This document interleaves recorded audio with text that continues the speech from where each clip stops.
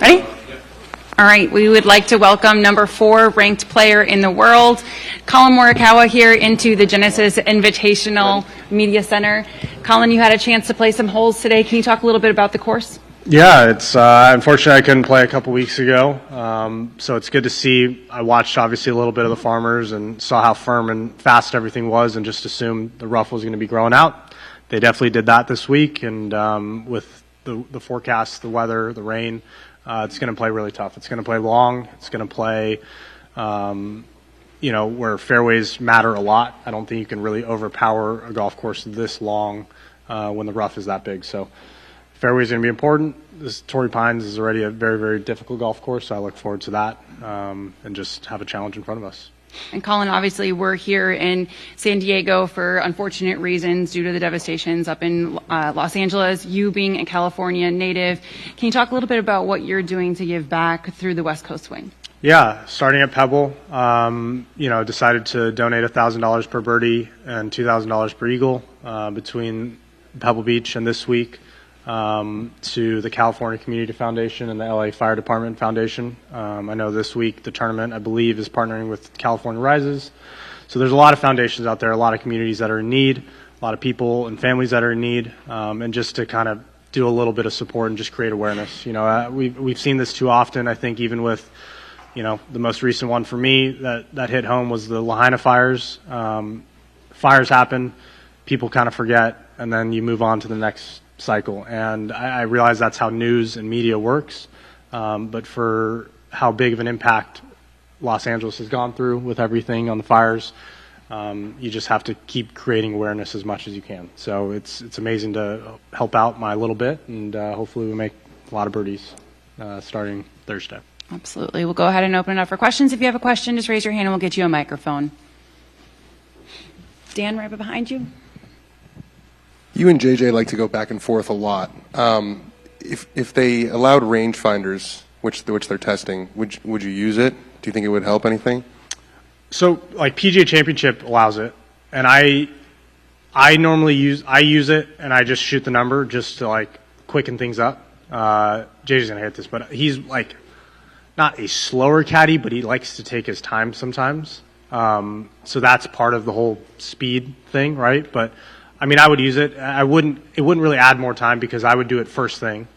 That would be out of it. And then as he's walking things off, it would be like as if he would normally walk it off in any other tournament that we can't use it. Do you feel like that's like a good move to try to speed things up? It helps more from a fact of when you're out of position, like not really in the fairways. I don't think it's going to change anything.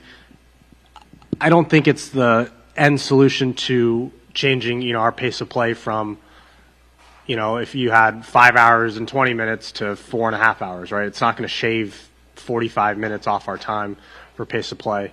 But I know a lot of people complained when the tour was here a few weeks ago how slow it was. But when you have a course in front of you that is that difficult, and the winds are up and the conditions are that tough, it's just going to play slower. Like there's no way around it. I get it. Guys are slower than others, and sometimes it takes too long, but tough conditions make it play slower no matter what. Like it's going to happen that way. Go over here. Collin, while we're on the topic of that, Lucas Glover about a week ago said he thought aim points should be banned. That's a practice you've used. How do you feel about that? And also, statistically, have you seen any improvement in your putting in using that? Because he mentioned stats being definitive and claiming that it's not helpful. Yeah, I have nothing against Lucas, but I mean, if we're banning aim point, I think we should ban long putters as well. And I don't know. I guess no one has said it, right? But let's just look. Aim point does take longer if you're not doing it properly, right? If you're not doing it when other players are reading their putts. I think there's a respect issue. I think some players might get a little bit too close to the hole, and I get that. When you get too close to the hole when someone else is putting, I don't want my line and my putt to go over someone else's foot and their marks. But I mean, are you going to tell other players not to walk around the hole when we're picking up putts? So from my perspective, aim point has 1,000% helped me. I listen to the announcers sometimes during play, and they say, why would you aim point this, this, and that? It gets a basis of how I read a putt and where I start my lines. It's just like reading something from behind the hole or behind the ball. That's how I'm getting my general read for that. So I don't think people understand how aim point works to really say this is right or wrong. Does it slow down play? I think there are some players that maybe do it in the wrong spots, and sometimes, look, I'll admit it, yeah, maybe I can't get in when I want to, so it adds a couple more seconds. But I know that, and I'm aware of that. I think players need to be aware if they're slow or not, right? Like, let people know who is slow and do something about it, right? Alex? Collin, we heard about this fan forward thing, how the fans are really gung-ho about slow play. Is this really a folly, this whole idea that you're going to appreciably change slow play on this tour? I mean, with the aspect of the fans, I mean, I realize they're complaining about slow play, but if you showed them more shots, I don't think they would complain about slow play, right? Like, how would they know if it's slow play or not if they're seeing more shots in general in the window of the coverage? But it is an issue on the tour. By no means is it something that should be looked over. It should be solved. I mean, obviously, you see what the LPGA is doing. You need to start finding people. Look, if I got slapped on the wrist and got a fine, like, absolutely would I not want to be fined again. It's just like the NBA, like the technicals, right?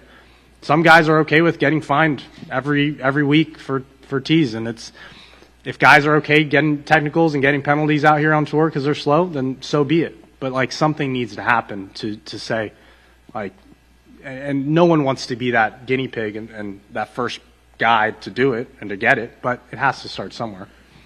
Would it hurt you more if it was money or FedEx Cup points? It would all hurt. I don't want to lose any of it. But, I mean, whatever the amount is, like, I don't think any of the guys want to be losing it. And FedEx Cup points, I don't think you want to be losing that either. And lastly, just appreciably, how much do you think you could really cut off out here in regards to time? It's a very loaded question. Golf course, weather dependent. I mean, it's not like we don't play fast at some golf courses, right? We're not playing in 5.5 hours every week. But a golf course like this where honestly there's going to be a lot of looks, like a lot of searches for balls in the rough because the balls sit all the way down. It's going to be wet. It's going to take longer. Sometimes the way golf courses are set up, there's backups early on because there's a par 5 on hole 10, 11, 12, or 1, 2, or 3. Just the way courses are designed, and that's not a knock on anything. It's just how we're playing. We go for par 5s a lot. There's going to be weights. So, like I said, it's not a horrible issue. It's more of a how do we just pick things up and not allow slow players to get away with being slow and interrupting the pace of everything else, of everyone else playing around the tournament, right? It's an unfair advantage, essentially, to say I'm going to just do what I want and just say, hey, pick it up. It's not fair for everyone else to try and go faster.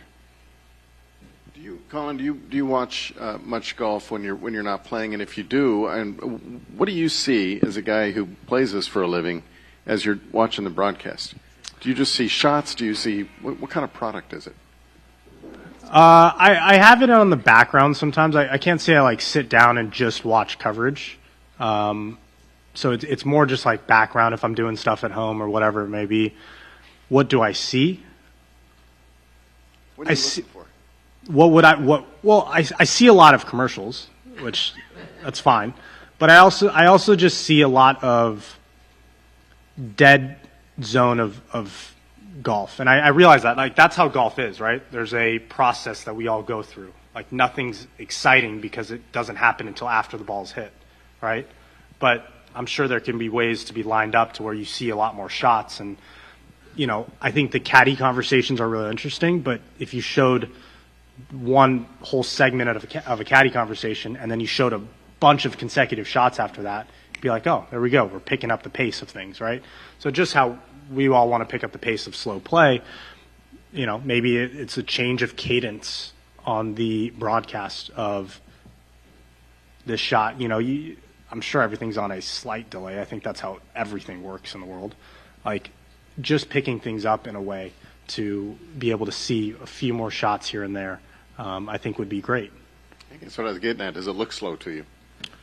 Golf slow you can't compare golf to any other sport. It's never going to be as fast as anything else, right? Even when you compare it to TGL, like I've watched some of the TGL stuff, even though we have a 40-second shot clock, even though we're moving a lot faster, if you watch it, it's still slower than everything else because that's just how it works, right? That's just how golf is. We're walking, we're methodical. We go through our process to hit these shots. And the excitement of golf happens after the fact of the shot, not the buildup of someone driving, spinning around and then dunking on someone else. Like it's the excitement is always after, and we never know what that is. There's always an unknown, but that's just part of golf. Over here to Adam. Collin, there also mentioned the idea of some transparency in terms of who are the slow players. Do you think the public should know that, and what effect do you think it would have if it was disclosed who the slow players really are? I'm all for it. I think it would be great. And shoot, even if we did only get it in the tour, someone's bound to find it, right? Things leak. How would it affect the tour? I mean, some guys I'm sure would hear it out on the golf course, but make our game more exciting. Watching last week, I was like, man, honestly, I kind of wish I was playing because you get that excitement. TGL, you get that excitement sometimes, and sometimes you only get that excitement when you're playing really, really well in a final round, in a final group, on the weekend. But if that builds more interest from people to come out and watch us, and they think you're slow, and then you go out and you're actually not, and they become a fan because you were slow, sure, I think it's all good things. It's not going to be that bad if you let a list out. I don't think so. What's your beef with the long putter? Well, I mean, I'm just throwing shade back at my aim point guys. I'm protecting my aim point guys, right? And there's guys that long putt and aim point. No, I don't have any beef. I don't have anything wrong with putting. I just had to throw it. I had to protect my aim point guys. It doesn't do anything with pace of play, though. What, the long putter? No. But I mean, there's some type of anchoring with it's different. Right up here to Bob. I was going to ask that similar question about transparency. That there is a fine structure, right? As guys continue to get more bad times or whatever, and it can get up there. I mean, if they would just publish that, wouldn't the sort of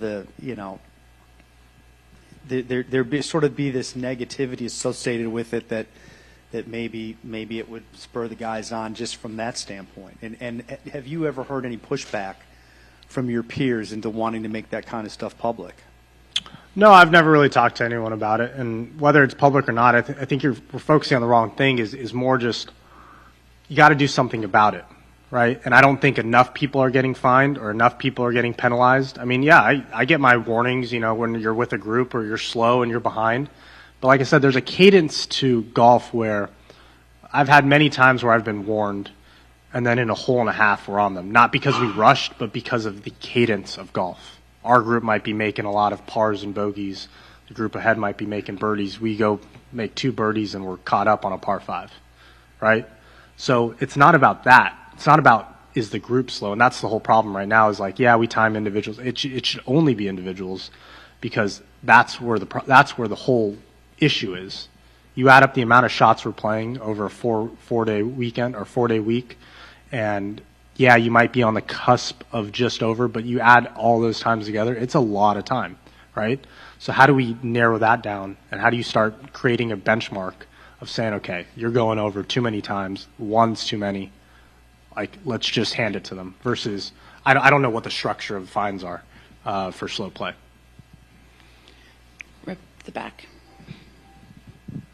Take just a few more. Collin, we'd all like it to be sunny and beautiful out here, but the weather this week, colder, potential rain, how does that affect the beast that is Torrey Pines South and your ability maybe to score a little bit lower? I mean, it just normally when Torrey is sunny, like let's look back at a few years ago when we had the U.S. Open out here. Fairways were firm, rolling out. Rough is just as long as Torrey Pines, just say. But now you're not getting any rollout in the fairways, so it's going to play a lot longer. Greens might play a little bit softer, but winds are going to be up. So you're going to be hitting more 6, 5, 4 irons into par 3s, into par 4s. You're not going to get the rollout that you would into fairways. It's just going to play a lot longer, and long normally makes it harder. And then you add the factor of the weather, wind, rain. Scores generally aren't low in those conditions. Right here, Doug. CNN ask you a lot of slow play questions? No. He was reminding me of my wins. When we're on about the second or third year of these elevated events, and I don't know how many non-signature events you played last year, probably 3 or 4. Colonial, Torrey, Sure. Zozo, Yeah, things Colonial, like that. Torrey, Zurich, Zozo. About 5. Yeah. 4. When you're kind of around the same like large group of players and majors and SIG events and playoffs, do you have a sense that you have a good pulse on the entirety of the players, of the membership, compared with your early days? Not that you're an old man. Yeah, well, I think a lot more people have, and there's nothing wrong with it, but a lot more people have opinions now than they did when let's call it 5 years ago when I played more WGCs and you see the same guys over, right? And you play the majors. It's like at that point, even when I played like when I won my first major at PGA, right? It's like I had seen every single person there many, many times. So I'm not one that goes out and asks people their opinions, and I just kind of sit back and listen and see how things are flowing with the tour. But yeah, I think a lot more people have opinions, and there's nothing wrong with that, and they're sharing that.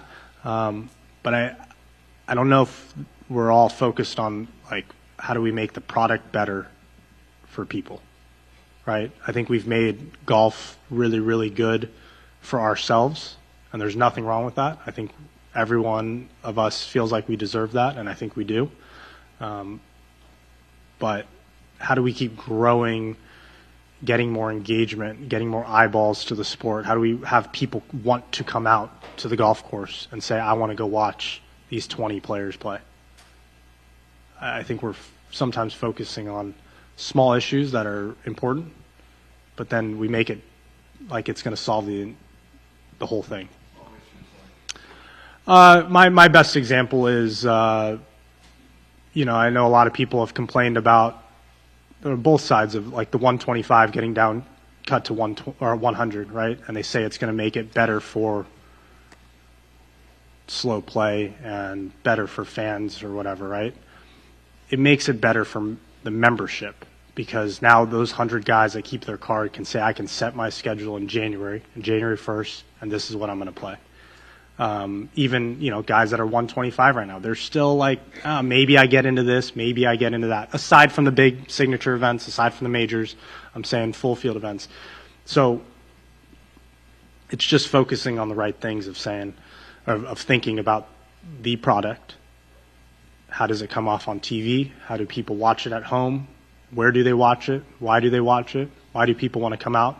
People want to go out to Phoenix because it's a party. There's nothing wrong with that. Each tournament has their own thing, right? Each tournament has their own kind of,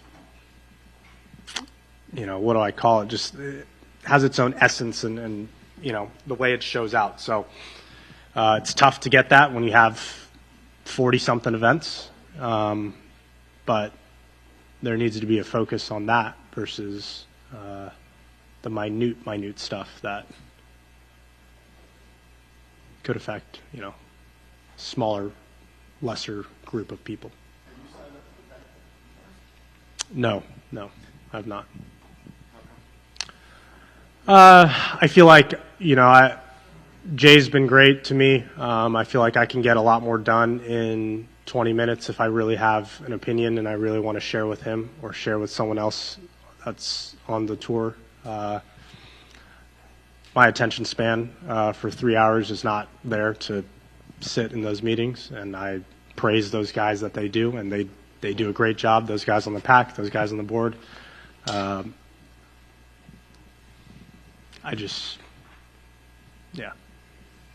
my thing. How'd you do in those 2-hour classes at Berkeley? A lot of doodles on my on my computer. A lot of visualizing what shots I'm going to hit at our next college tournament by still retaining the information. Go right here. Hey, Collin, following up on the weather, your last start, obviously at Pebble, impacted by the weather. What takeaways do you have from that start, and you can apply to this week, knowing we've got some trouble looming? Yeah, I think it rained on Saturday, and I actually played with Rory that day, and he played amazing golf. And it was for a stretch of about 4.5 holes. It was some of the toughest golf that I had played. That compared to even last year's Open for a good stretch of holes. Just so difficult. I mean, I hit 3-wood into hole 10. Rory hit 4-iron into hole 10 last week, or a week ago in Pebble. And normally hit pitching wedge or 9-iron. So it shows you how difficult that is for how good Rory and how far he hits it. But there's little things that I felt like I just lost a little bit of control with the irons that I kind of worked on last week. It's hard to work on something and actually reinforce that when the weather's not raining. But there's little things that you can learn from that and take it out here to hopefully have a little bit more control. You never know until it happens, but there's changes that had to be made, and hopefully, they'll show up. Could you give an example of one of those little things? Well, I mean, just like control. Like I felt like I started losing balls out to the right. I felt like the body wasn't working as well. So it's just making sure I have the feels in my swing when it's that cold and that windy to know where the ball's going. And then just one more from me. What do you have to do this week to end up on that stage Sunday night with the trophy? Yeah, I love this question. Everything. You have to do everything well. Like you can ask that to anyone. They might say, "I need to do this. I need to do that." You got to do everything well. Like I think if I look back at all my wins, maybe some things aren't firing perfect, but I mean, one, you got to hit your irons really, really well if you're going to want to contend. 2 more. Got Alex right behind you. Yep. And then we'll end back there. How much does it affect you when you play with players in your group that are slow? Yeah, I think I was more worried about that when I first turned pro. I could care less now. Like I know that if our group does get on a warning, like I'm a person that likes to just kind of follow the rules and be with it. So when we get warned, I like to rush myself and get farther up there. But at the end of the day, I know that when the clock is on me and just say a rules official has a timer, like I'm not the reason why. Yes, it might be an accumulation of we had a lot of bad shots, hazards, whatever. It doesn't affect me. It's just, it sucks because there's players out there that are slow that maybe, one, they don't know they're slow, or they do and they just don't care about the respect of others out there. And that's an issue. But you can't force that on someone to say, like, hey, like, pick it up. You can fine them or penalize them or, do something about it, but I can't change someone because they care or they don't care. That's not our position. Last question in back. I know you talked about the fires earlier, but you always come across being so proud for being from La Cañada, and it's so close to where the Eden fire was. I was there a couple of weeks ago at the firefighter base camp. What has struck you the most about the resilience of those communities there as they look to rebuild? Yeah, I think how diverse LA is and how big it is, you never really think of LA as a full one community, but I think that's what you've seen out of this, right? And that's what amazes me, and that's what makes me proud to be, an Angelino. You see that, and you're like, wow, like that's true community right there. You see that a lot in, small cities, smaller places around the country that always band together, and you're really proud to be from there. And I get it. LA has changed a lot since I grew up, and it'll always keep changing, right? But when things like the fires happen, community comes together, people want to help out, and that's what you want to see. So it's good to be from there. I'm very, very proud of it, and I'll always try and represent LA as best as I can. Thank you. Great. Thanks so much, Colin. Have a great rest of your week. Thank you. Multitasking.